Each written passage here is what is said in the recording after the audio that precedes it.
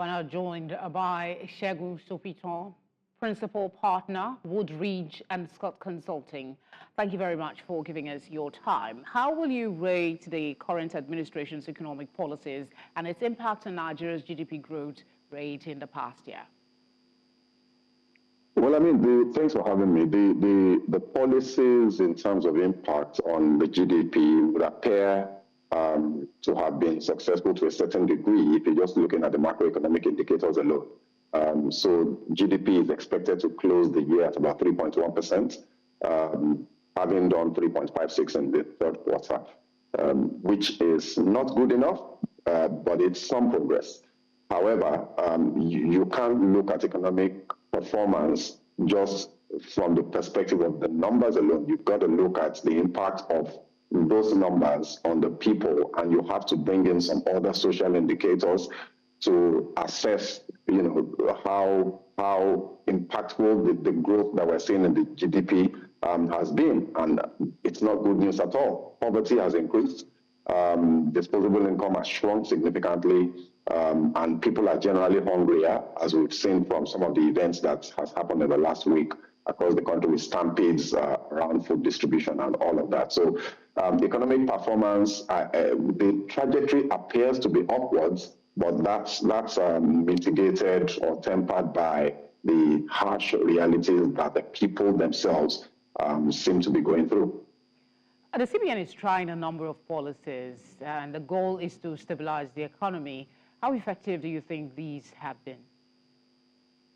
Well, I mean, the CBN's primary mandate is monetary policy management, which you could, break into price stability, which is inflation, and foreign exchange management, foreign exchange policy or foreign exchange management policies, and then the financial system's stability. The financial system, to a very large extent, they've done a good job.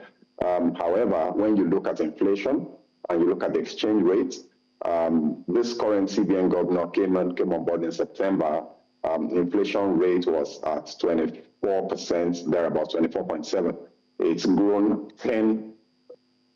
That's 1,000 basis points in that period, in spite of the continued increases in the monetary policy rate. So you can argue that the policies of the CBN with regards to targeting inflation has not worked.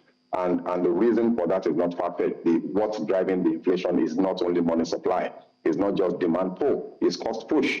It's the fact that there are a lot of other policies that are driving prices through the roof, especially the devaluation of the exchange rate and the removal of subsidies. So those two things have driven inflation to the point where the NPR, continued hikes in NPR have just not worked. And then when you look at the exchange rate management, the insistence of the central bank governor, in particular, on the willing buyer, willing seller price discovery philosophy has not worked.